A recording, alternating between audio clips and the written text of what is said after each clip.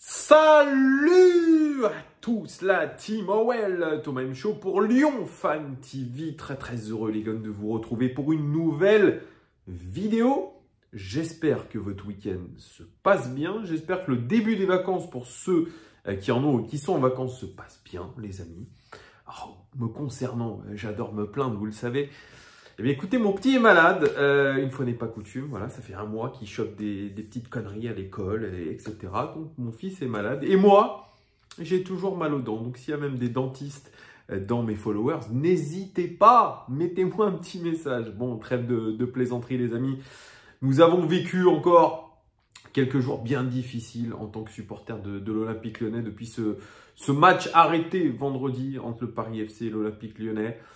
Cette bataille rangée entre hooligans, parisiens d'un côté, lyonnais de l'autre. Alors, de ce que j'ai pu rassembler un petit peu comme information, même du côté des supporters lyonnais, on me dit que c'est pas les supporters de l'OL, les hooligans lyonnais qui ont attaqué, mais c'est plutôt les anciens du COP Auteuil et des anciens aussi d'autres groupes parisiens, voilà, qui ont été dissous quand il y a eu le plan Le Prou, qui sont venus et qui ont commencé à agresser, entre guillemets, les supporters lyonnais, le parquage lyonnais. Et derrière, il y a eu fight. De ce que m'a dit cette personne qui a bien gentiment voulu me donner des petites informations. Je dis pas que j'ai toutes les infos, hein, loin de là. Il m'a dit, tu sais, quand on va au stade, on ne sait jamais qu'est-ce qui peut se passer. Voilà la philosophie aujourd'hui un petit peu de ce supportariat, si on peut appeler ça du supportariat, qui se transforme vraiment en lutte de hooligans. C'est pour eux un véritable sport. C'est pour eux une véritable distraction. Voilà, c'est quelque chose qui fait que ils vont mieux, peut-être parce que ils peuvent se défouler. Mais en tout cas, les images que nous avons vues entre le Paris FC et Lyon et l'Olympique Lyonnais dans les tribunes est absolument déplorable. Voilà. Moi, je suis un supporter tel que vous. 95% des supporters de l'Olympique Lyonnais, nous sommes des supporters calmes. Nous ne sommes pas des hooligans. Donc bien sûr, il y a eu tout un tas de réactions, des réactions de toutes parts, voilà, condamnant tout ça. Même le président Olas a condamné et a dit qu'il était prêt à faire le ménage, même si pour lui les torts sont partagés. Mais il est prêt, le président Olas, à faire le ménage dans ses tribunes, chez les Bad Guns, chez les 1950. Voilà, on parle aussi de supporters indépendants. Alors, je ne sais pas comment tout ça se traite. Mais voilà, et il y a eu une décision très forte qui a été prononcée hier dans un communiqué, puisque l'Olympique Lyonnais interdit désormais ses supporters de déplacement à l'extérieur jusqu'à nouvel ordre. Donc, c'est une décision extrêmement forte qui a été faite par le président Olas et l'Olympique Lyonnais. Mais pour le président du Paris FC, ce n'est pas assez, puisque s'il les exclut des déplacements à l'extérieur, eh bien, il devra aussi les exclure du Groupama Stadium. Écoutez, je ne sais pas si on peut en venir ici, mais effectivement, on doit absolument enlever cette violence des stades. Est-ce que ce sera un jour possible? J'en sais rien. J'en sais rien.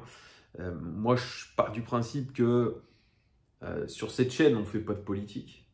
Alors, on est avant tout des supporters de foot. J'ai vu que dans la dernière vidéo, le dernier live qu'on a fait, qui a super bien marché d'ailleurs, plus de 9000 vues, il me semble, avec beaucoup de commentaires, ça tombait beaucoup dans la politique.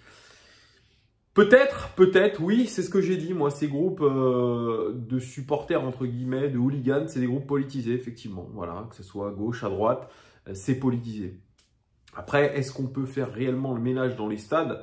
Ça, aujourd'hui, c'est une réelle question, les amis. Moi, je ne suis pas assez important dans ce système pour vous dire oui ou non. J'en sais rien. Je ne sais pas. En tout cas, on peut prononcer beaucoup plus d'interdictions de ça. En tout cas, ce que je sais, c'est que ça fout en l'air l'image de l'Olympique Lyonnais. Ça fout en l'air l'image du football français. On parle de nous, mais en négatif. Donc, évidemment, c'est complètement ubuesque ce que nous vivons, surtout dans une saison hyper particulière où nous sommes réellement en difficulté sportive, nous sommes en difficulté institutionnelle. Et maintenant, on est en difficulté avec notre propre supporters, ceux qui mettent l'ambiance dans le stade. Donc là, ça commence à devenir un sacré sac à merde pour Jean-Michel Aulas, qui a du mal réellement aujourd'hui à savoir ce qu'il faut faire. Moi, je me mets à sa place, je me dis, waouh, on est à une semaine de Noël, on est à 3 jours de la trêve. Que pasa en la casa, les amis? Que pasa en la casa? Qu'est-ce qu'on va faire? Qu'est-ce qu'on va faire? Voilà, surtout que l'instance Fédération Française de Foot, FFF, va se réunir dès le début janvier pour donner des suites à cette affaire-là. Et ça pourrait être une exclusion de l'Olympique Lyonnais, les amis. Ça va loin. Déjà qu'on n'est pas au beau fixe en championnat, on pourra dire adieu à la Coupe de France. Eh oui, sur tapis vert, les amis, sur tapis vert, ça commence à faire beaucoup. On risque d'y perdre vraiment sportivement. On verra ce que ça va donner. Dites-moi vous en commentaire ce que vous pensez là, des mesures de Jean-Michel Aulas et là, du potentiel, la potentielle défaite sur tapis vert. Bref, on parle maintenant d'un sujet footballistique. Vous avez sûrement vu cette rumeur relayée hier par Foot Mercato qui a fait grand bruit sur la toile. C'est la rumeur Lucas Paqueta du côté de Newcastle sous pavillon d'Arabie Saoudite. Vous savez, le club a été racheté par l'Arabie Saoudite. Maintenant, on se met à rêver, mais vous savez, on se met à rêver petitement, puisque le club, il faut déjà qu'il se maintienne en première ligue. Ils sont à l'heure actuelle relégables et ils se prennent à rêver de faire venir les meilleurs joueurs d'Europe chez eux, et notamment Lucas Paqueta. Un véritable pont d'or a été fait pour Lucas Paqueta. On parle de 850 000 € mensuels, rien que ça. Contrat évidemment qui va loin chez nous puisqu'il va jusqu'en 2025 ce contrat. Donc probablement une indemnité de transfert qui aurait pu être réglée assez facilement par Newcastle. On parle de peut-être 30, 35, 40 millions au bas mot pour Lucas Paqueta qui est en difficulté depuis quelques matchs. On l'a vu d'ailleurs contre le Paris FC sur cette première mi-temps, aussi en difficulté, Lucas Paqueta. Mais il reste une valeur sûre, un des meilleurs joueurs de notre effectif, peut-être le meilleur joueur aujourd'hui. Donc évidemment qu'il attire les convoitises, et il attire les convoitises de gros clubs avec de gros moyens financiers. Mais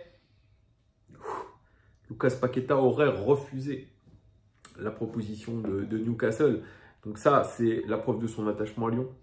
C'est surtout la preuve qu'il a envie de marquer l'histoire de l'Olympique Lyonnais. Alors, pour combien de temps, j'en sais rien, mais en tout cas, marquer l'histoire, gagner des trophées avec l'Olympique Lyonnais, chose difficile. Mais en tout cas, voilà, il n'a pas envie de laisser l'Olympique Lyonnais en plein milieu de la saison. On verra peut-être en fin de saison ce qu'il en adviendra. Mais en tout cas, le projet de Newcastle, c'est vrai qu'aujourd'hui, vous êtes relégable quand même en première ligue. Donc, il va falloir faire beaucoup mieux pour pouvoir persuader certains joueurs. Mais vous savez, avec les ponts d'or aujourd'hui, avec l'argent, on achète tout le monde. C'est évidemment ça. Et peut-être que ça peut faire tourner la tête. Mais en tout cas, c'est cool ça, que Lucas Paqueta ait refusé de partir à Newcastle dès cet hiver. C'est une preuve de fidélité et je m'en réjouis. Je pense qu'on peut s'en réjouir. Lucas Paqueta, je pense qu'il n'a pas fini son aventure du côté de l'Olympique Lyonnais. On va être très honnête. Il a encore beaucoup de choses à prouver. Il doit prouver sur une saison complète qu'il est ce joueur capable de faire la décision. C'est vrai que ces derniers temps, c'était un petit peu plus compliqué pour lui. Il faut qu'il retrouve un second souffle. Alors, j'ai vu là aujourd'hui sur les réseaux sociaux, sur Instagram, qu'il était au ski avec Bruno Guimaraes. Pourquoi pas? Mais on l'attend au tournant dès le match contre Metz, parce que le prochain match, c'est contre Metz. Ça sera un match pas facile. Ça sera au Groupama Stadium, dans une ambiance peut-être pesante, avec peut-être des banderoles de certains groupes de supporters pour mettre la pression au club. Donc, tout ça va faire que il va y avoir quand même une atmosphère absolument électrique autour de ce match-là. Espérons que ça se passe bien, que ça se passe bien en tribune, que ça se passe bien sur le terrain. C'est tout ce qu'on souhaite aujourd'hui à notre équipe parce qu'on doit absolument, les amis, faire un bon résultat, c'est-à-dire gagner les 3 points sur une nouvelle pelouse, une pelouse toute neuve, celle du Groupama Stadium. On se doit de gagner ce match, mais comment vont réagir les joueurs là-dedans? Comment ça va réagir? Sont-ils touchés émotionnellement? C'est ça aussi la question qu'on pourra se poser. En tout cas, rendez-vous mercredi. On verra ce que ça donne. Il y aura une conférence de presse avant, peut-être avec des choses qui seront dites. N'hésitez pas aussi à commenter la rumeur Lucas Paqueta, les amis. Mettez-moi un petit commentaire. Voilà, je vous fais des gros bisous. Je vous fais un gros cœur comme ça. Profitez de votre dimanche de votre week-end et à très vite. Ciao!